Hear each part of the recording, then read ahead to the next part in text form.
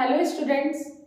मैं साक्षी राजपूत और आज का वीडियो आपके लिए बहुत इंपॉर्टेंट होने वाला है। जैसे कि बेसिकली आपने सुना था, एक नोटिफिकेशन आया था कि भाई अब बी फार्म के बाद डायरेक्टली आप पीएचडी कर सकते हैं।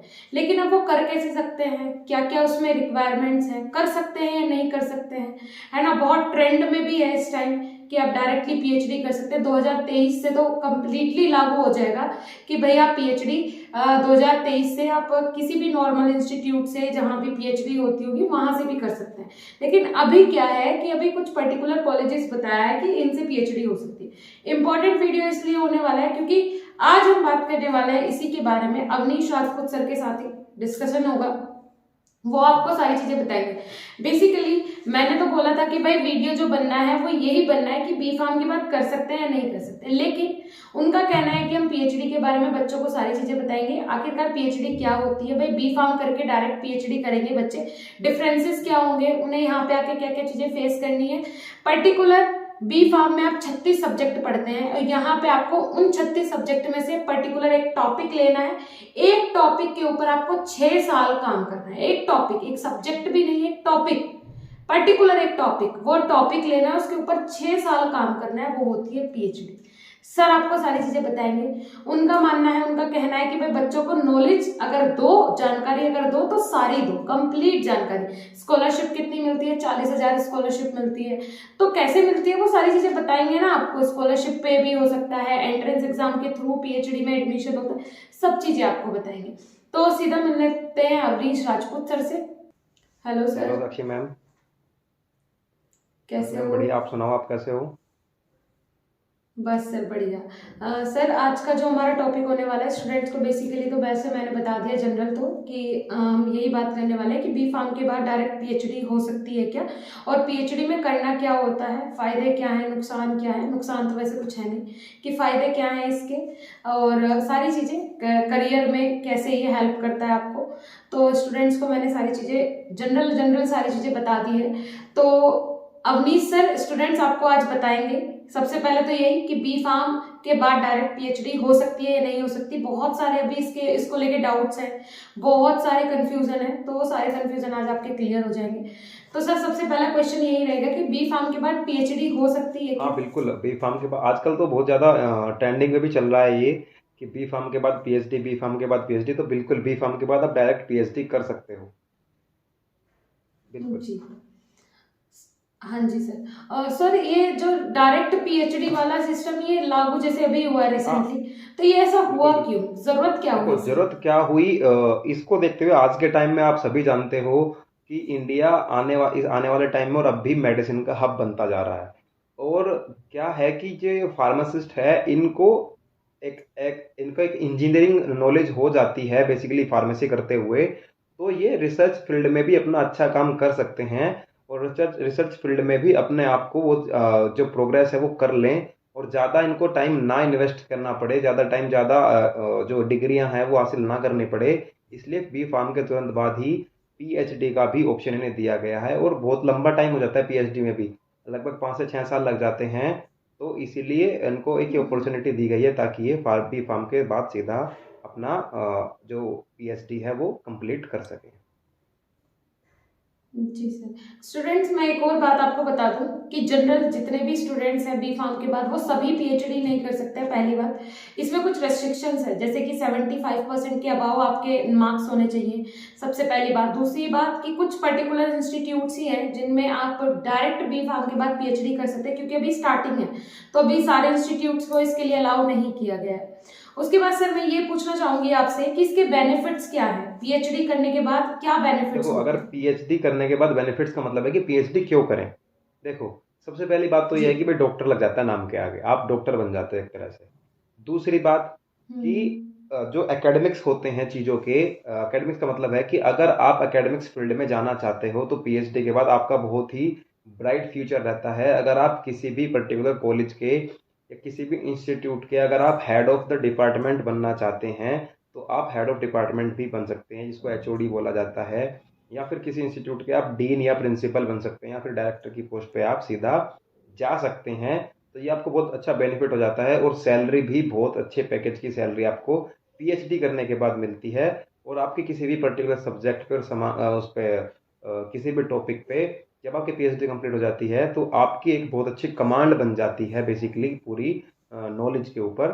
तो यहाँ पे आपको एकेडमिक्स में आपको इसका बहुत अच्छा फ्यूचर देखने को मिलता है। दूसरी बात, अगर मैं इंडस्ट्री की बात करूं तो रिसर्च एंड डेवलपमेंट और जो फार्माको विजिलेंस सेक्टर है उनमें आप सीधा हेड पोस्ट को ज्वाइन कर सकते हो और काफ़ी अच्छा और लंबे टाइम तक आप वहाँ पे काम कर सकते हो। आपकी प्रोग्रेस बहुत अच्छी होगी, आपकी सैलरी बहुत अच्छी होगी, आपका पद आपका ओहदा बहुत अच्छा होगा। ओके। और सर इसका टाइम ड्यूरेशन कितना टाइम होता है? ड्यूरेशन बेसिकली पीएचडी का टाइम ड्यूरेशन 5 से 6 साल होता है। देखो 3 साल तो एक तरह से थ्योरी बेसिस क्लासेस हो जाती हैं, थ्योरेटिकल हो जाता है सब कुछ। 2 साल का आपका एकेडमिक्स क्वालिफिकेशंस पे निकल जाता है और लगभग 1 साल किसकी इंटर्नशिप में चला जाता है। तो लगभग इसमें अगर टोटल में टाइम बताऊं तो 5.5 से 6 साल इसमें पूरा लग जाता है। ओके। सर इसमें स्कॉलरशिप वगैरह हाँ, मिलती है अगर क्या आप बीच में? स्कॉलरशिप तब मिलेगी अगर स्टूडेंट्स को, अगर आप जो पर्टिकुलर एग्जाम दिए जाते हैं ना, जो भाई कोई गवर्नमेंट यूनिवर्सिटी के एग्जाम है जिनके बाद आप एलिजिबल हो जाते हो पीएचडी के लिए, तो फिर अगर आप पीएचडी करते हो वो एग्जाम क्लियर करने के बाद, तो विद ड्यूरिंग पीएचडी के पूरे आपका जितना भी टाइम का पीएचडी रहेगा उसमें आपको स्कॉलरशिप जरूर मिलेगी। क्या और अमाउंट स्कॉलरशिप का रहता है सर अमाउंट रहता है लगभग? लगभग 38,000 से लेके 42,000, यानी कि 38,000 टू 42,000 के लमसम ही ये अमाउंट आपका बना रहता है। ओके सर, ये जो पीएचडी है ये स्टूडेंट को रेगुलर बेसिस पे करनी होती है क्या? मतलब 6 साल वो रेगुलर हाँ जाएगा देखो, जहाँ से बिल्कुल भी बिल्कुल, देखो इंस्टीट्यूट से, बेसिकली कॉलेज क्या से, होता है, जहाँ जो से भी कर रहा पीएचडी होता है, अगर फार्मेसी की बात करूँ तो ये फुल टाइम भी है और एज ए पार्ट टाइम भी है। पार्ट पार्ट टाइम का मतलब समझ सकते हो कि कुछ ही इसमें एक रेस्ट्रिक्शन दी गई हैं कि कुछ एक कोर्स है जो आपको 75% इसमें आ जाता है। एक मैं आपको बता देता हूँ, जो होता है वर्क, रेगुलर वर्क कोर्स होता है आपका एक, वो आपको जो कोर्स वर्क है वो आपको रेगुलर जाके ही करना होता है। वो लगभग है। 6 मंथ जी। का होता है, जिसकी पीएचडी के बाद में आपको मार्कशीट भी करी जाती है। इस बात को हम आगे जोड़ लेंगे, आगे बात आएगी तब मैं आपको बता दूंगा। तो लगभग 70% अटेंडेंस के साथ आपको वो रेगुलर कोर्स करना होता है। अदरवाइज जो भी एक्टिविटीज होती हैं, जो भी काम होता है, जो थीसिस वगैरह होती हैं, वो आप पार्ट टाइम बेसिस पे कर सकते हो। अदरवाइज ये फुल टाइम ही है, पीएचडी फुल टाइम बेस पे ही हम बात करेंगे आज कि फुल टाइम पीएचडी में हम क्या क्या चीज़ें, क्या क्या एंट्रेंस एग्जाम हम लेके चलते हैं। ठीक है, ठीक है। और सर पीएचडी, अब पीएचडी पे ही बात कर लेते हैं कि पीएचडी में होता क्या है, करना क्या होता है, रिसर्च वगैरह होती है और जैसे सब्जेक्ट वगैरह, मतलब क्या डिफरेंस होता है? अगर हम बी फार्म की बात करें, बी फार्म से डायरेक्ट अगर बच्चा पीएचडी कर रहा है, पीएचडी में एडमिशन ले रहा है, तो सर क्या क्या डिफरेंसेस वहाँ देखने को मिलेंगे और क्या देखो करना होगा बेसिकली अगर उसमें? आप पीएचडी करना चाहते हो, यानी कि आप बिल्कुल ही सीरियस हो अपने करियर को लेके और अपनी जो अपॉर्चुनिटीज है उनको लेके, आप वास्तव में बहुत ज़्यादा सीरियस हो। दूसरी बात आ जाती है कि अगर आपने बेटा एग्जाम क्रैक कर लिया है, अगर आपने कुछ एग्जाम्स होते हैं जैसे नाइपर जे डबल ई हुआ, नाइटर जे ई बोलते हैं नाइपर जिसे, तो अगर वो आपने क्रैक कर लिया हम्म। है, या फिर अदर कोई यूनिवर्सिटी एग्जाम है जो आपका पीएचडी के लिए होता है, अगर आपने वो सब क्रैक कर लिए हैं, या फिर जामिया हमदर्द यूनिवर्सिटी है और आईआईटी बीएचयू है अगर, और जम्मू है, अगर ये आपने कुछ बेसिकली ही इन सब का एग्जाम क्रैक कर लिया है, तो आप उसमें क्या कर सकते हैं, उसमें आप आगे बढ़ सकते हैं अपने पीएचडी के लिए। उसके बाद कुछ फर्दर पॉइंट्स हो जाते हैं जिनके जी। बारे में हम डिस्कस कर लेंगे कि बेसिकली पीएचडी के अंदर होता क्या है। अगर आपने एग्जाम क्रैक कर लिया है तो फिर बेटा आप बढ़ जाते हो आगे अपना जो पीएचडी होता है उसके लिए। अब पीएचडी के लिए आपको सीरियस होना बहुत ज़्यादा जरूरी है, किसी पर्टिकुलर सब्जेक्ट पे आपकी कमांड होना बहुत अच्छी है ताकि आप अपना कोई भी एक टॉपिक चूज कर सको। देखो बेसिकली रिसर्च बेस ही होता है पीएचडी। आपको किसी पर्टिकुलर सब्जेक्ट से रिलेटेड, या तो आप कोग्नोसी हो सकता है, स्यूटिक्स हो सकता है, आपका कोलॉजी हो सकता है, इनमें से आपका एरिया ऑफ इंटरेस्ट क्या है, ऐसा एक टॉपिक आपको डिसाइड करना होता है। और ये जो टॉपिक डिसाइड करते हो आप, ये आपको अलोकेट किए जाते हैं, आपको सुपरवाइजर और कोप सुपरवाइजर आपको एलोकेट किए जाते हैं यूनिवर्सिटी की तरफ से, जिनके अंडर में आप बेसिकली क्या करते हो बेटा, आप अपना कोई भी टॉपिक डिसाइड करते हो। वो आपका टॉपिक फाइनल करने में कौन हेल्प करेगा, वो टॉपिक फाइनल करने में आपकी हेल्प करेगा वो सुपरवाइजर और को सुपरवाइजर। ये बात आपके समझ में आ गई?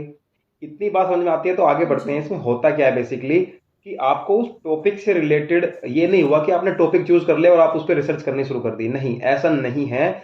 उस टॉपिक का क्या फ्यूचर है ये सब आप भी को भी डिसाइड करना है, क्योंकि आप बीच पीएचडी में, पीएचडी के बीच में आप 2 साल के बाद अपना टॉपिक चेंज नहीं कर सकते, कोई मिस्टेक आप ऐसा डिसीजन नहीं ले सकते। इस डिसीजन में कोई दिक्कत ना हो, इसको एक फाइनल रूप देने के लिए क्या करती है यूनिवर्सिटी, आपको बोलती है कि आप इस पे अपना एक ब्रीफ थ्योरी रेडी करके लेके आओ, जिसको हम एनालाइज करेंगे। ठीक है भाई, जो हमारे डिपार्टमेंटल रिसर्च कमेटी है वो उसको एनालाइज करती है। तो उसका मतलब है ब्रीफ जो थ्योरी आप लेके आते हो, जिसको सिनॉप्सिस भी बोलते हैं, आप क्या करते हो, उस डिपार्टमेंटल कमेटी के सामने उसे रखते हो। तो वो जो डिपार्टमेंटल रिसर्च कमेटी होती है, वो उसके अंदर अगर कोई कमी होगी या कोई चीज़ गलत होगी, या तो उसे वहीं पे ठीक करवाने की कोशिश करेगी, या फिर वो टॉपिक ही इन फ्यूचर, कोई टॉपिक ऐसा है कि वो उसकी फ्यूचर में डिमांड नहीं है, या फिर वो फ्यूचर के लिए ठीक नहीं है, उसमें दिक्कतें आ सकती हैं, तो वो आपको चेंज करने के लिए बोल सकती है। आपको उसे चेंज करना होगा, आपको 2 से 3 4 महीने का टाइम मिलेगा, ताकि उन चीज़ों को आप सुधार सको। यह बात यहाँ पे क्लियर हो जाती है कि टॉपिक के लिए बहुत ही सीरियसनेस पीएचडी के अंदर बहुत जरूरी है, क्योंकि आपको पूरे 5 से 6 साल उस ही टॉपिक पर आपको डिस्कस करना है बेसिकली। ठीक है, तो टॉपिक डिसाइड करने में हेल्प करता है आपकी वहाँ का जो भी सुपरवाइजर और को सुपरवाइजर होते हैं, वो आपकी हेल्प करते हैं। ठीक है, अब बात आती है कोर्स वर्क की। कोर्स वर्क में बेसिकली आपका 6 मंथ का होता है, जिसे पार्ट टाइम में वालों को भी ये कोर्स करना कंपलसरी हो जाता है 75% अटेंडेंस के साथ। ठीक है, और जो रेगुलर वाले बच्चे हैं वो तो रेगुलर जाके करते ही हैं। अब इस 6 मंथ के थ्योरेटिकल बेस कोर्स का मतलब क्या है, इसमें क्या नॉलेज हमें दी जाएगी। ठीक है, एक तो बायोस्टैटिक्स क्या होती हैं रिसर्च के अंदर, वो हमें बताया जाता है, और इसके अंदर क्या रिसर्च मेथड, जो मेथड्स हैं, क्या रिसर्च मेथड हमें यूज करने हैं, और अगर आप रिसर्च करोगे तो वो पब्लिक भी होनी जरूरी है। तो क्या पब्लिकेशन मेथड होते हैं, क्या क्या तरीका है चीज़ों को पब्लिश करने का, और कैसे पब्लिश करना चाहिए, ये सारी चीज़ें उस 6 महीने के अंदर हमें बताई जाती है। उस कोर्स का फिर एक पर्टिकुलर एग्जाम होता है, जिसकी मार्कशीट हमें बाद में जब पीएचडी कंप्लीट हो जाती है उस टाइम पे हमें अवेलेबल करा दी जाती है। तो ये हो जाते हैं इसके अंदर बेसिक से कुछ पॉइंट्स हो जाते हैं जो बहुत जरूरी होते हैं। अब क्या बात करता है इसके अंदर, ये बोलता है कि जो आपकी परफॉर्मेंस है किसी भी रिसर्च के रिगार्डिंग, जो आप परफॉर्म कर रहे हो, उस परफॉर्मेंस को आपको अपने सुपरवाइजर और को सुपरवाइजर के अंडर में रह के ही कर। कोई भी सपना साकार करने के लिए सबसे जरूरी है सही कोच का होना। चुनिए बीएसपी फार्मेसी को और करें अपने CUET बी फार्म का सपना साकार। Download the app now. करना है ये पूरा मैं आपको एक 6 साल का एक फ्लो डायग्राम बता रहा हूँ कि इसके अंदर चलता क्या है। अगर आप सुपरवाइजर और को सुपरवाइजर के कंटिन्यू टच में रहते हो, तो जो आपकी परफॉर्मेंस रहती है किसी भी रिसर्च के रिगार्डिंग, वो एक चांस रहता है कि वो गलत वे में ना जाए। ये बात आपकी समझ में आ गई, और वो ही उसको स्टार्ट कराते हैं जो आपके सुपरवाइजर को सुपरवाइजर होते हैं। ठीक है, उसके बाद क्या होगा, इसके अंदर एक प्रोसेस और चलता है कि एवरी 6 मंथ क्या होता है, एवरी 6 मंथ पे क्या करना है आपको, अपनी जो रिपोर्ट है उस रिपोर्ट को कंटिन्यू सबमिट करते रहना है कि भाई आप जो भी रिपोर्ट वहां दे रहे हो, उस रिपोर्ट में आप प्रोग्रेस कर पा रहे हो नहीं कर पा रहे हो, ये यूनिवर्सिटी में सबमिट करनी होती है। यूनिवर्सिटी उसको time to time every 6 month पे चेक करती है कि अगर रिपोर्ट में प्रोग्रेस नहीं है तो कुछ चीज़ों को चेंज किया जाएगा, आप पे एक्स्ट्रा वर्क किया जाएगा, उन चीज़ों को सुधारा जाएगा। ये बात आपके समझ में आ गई। अगर इतनी बात समझ में आ गई तो अब आप यहाँ समझें कि जो आपने टॉपिक डिसाइड किया था, अगर उस टॉपिक से आप हटके चल रहे हो तो आपको चीज दोबारा इंस्ट्रक्शन दी जाती हैं कि आप अपनी परफॉर्मेंस को सुधारिए। ठीक है, अब परफॉर्मेंस सुधारते रहोगे तो ही पीएचडी सही लेवल पे जा रही है, परफॉर्मेंस नहीं सुधारोगे, इसीलिए ये हर 6 महीने में ये प्रोग्राम रखे जाते हैं। ठीक है भाई, उसके बाद क्या जाता है, आपको थीसिस लिखनी पड़ती है। आप क्या रिसर्च कर रहे हो उसको लिखना होता है कि हमने बेसिकली ये रिसर्च की है, इसके ये रिजल्ट हैं, और हम इस पे ऐसे अब नए टाइम में जो अभी आने वाला टाइम है, ऐसे हम इसको डील कर सकते हैं, ऐसे हम इस पे वर्क कर सकते हैं। तो ये सब चीज़ें आपको थ्योरी में लिखनी होती है और उनको पब्लिश करना होता है, या तो नेशनल जर्नल्स होते हैं उनके अंदर, या इंटरनेशनल जर्नल्स में अगर आप करा सकते हो तो उनके अंदर। अगर आप इतना काम करा देते हो तो आपको क्या करना है, इतना काम कराने के बाद आपको सबमिशन की जरूरत पड़ती है। अब उस थ्योरी को आपको सबमिट करना है। जो थ्योरी आपने रेडी की है, ये 6 साल में उस पर्टिकुलर टॉपिक पर रिसर्च करने के बाद 4-5 साल के बाद आप क्या करते हो, उसको बेसिकली क्या करते हो, सबमिट करते हो यूनिवर्सिटी के अंदर। वो 4 कॉपीज में होती है। ठीक है, एक कॉपी आप रखते हो, 3 कॉपी यूनिवर्सिटी के पास रहती हैं उसकी।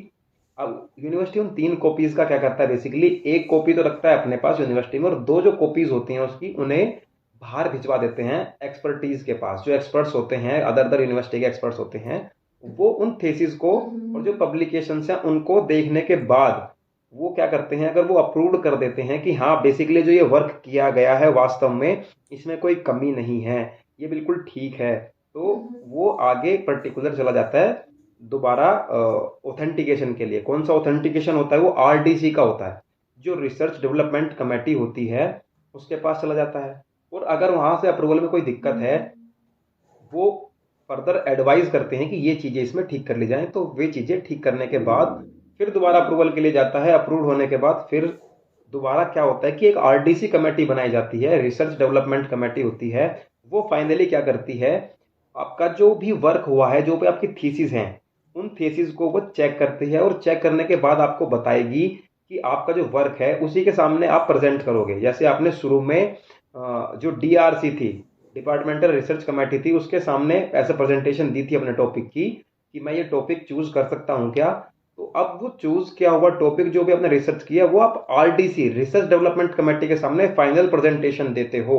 अगर आरडीसी भी उसे अप्रूव कर देता है कि हाँ आपका किया हुआ काम बिल्कुल ठीक है, हम अप्रूव करते हैं कि ये जो आपका काम है ये बिल्कुल ठीक है, आपने एक सही वे में किया है, उसके बाद क्या होता है, यूनिवर्सिटी होती है वो फाइनल वाइवा वॉइस होती है आपकी, वाइवा बोलते हैं साहब, वो वाइवा ऑर्गेनाइज कराती है।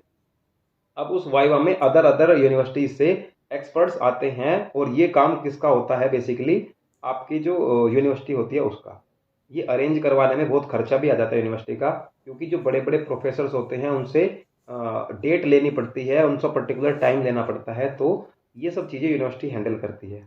अगर आपके वाइवा भी आपके काम से रिलेटेड, जो आपने काम किया है उससे रिलेटेड आपका वाइवा होता है, वो वाइवा कंप्लीट होने के बाद, अच्छे से ठीक ठाक निपटने के बाद आपको क्या हो जाता है, बेसिकली आप पीएचडी के जो वर्किंग काम थे उनसे आप निपट जाते हो। आपको आपका जो नोटिफिकेशन है पीएचडी का, ऐसे सर्टिफिकेट है, वो आपको 3 से 4 महीने के अंदर अवेलेबल करा दिया जाता है। उसके बाद बचती है बेसिकली आपकी इंटर्नशिप, जो भी आप काम करोगे, और जो आपने कोर्स वर्क में, जो रेगुलर कोर्स वर्क था 6 मंथ का, उसमें जो आपने एग्जाम देने के बाद मार्कशीट थी आपकी, वो भी आपको अप्रूव्ड करा दी जाती है कॉलेज के अंदर, यूनिवर्सिटी के अंदर। फिर कॉन्वोकेशन होता है, आपको बाकायदा आपकी जो डिग्री है पीएचडी की वो आपको दी जाती है।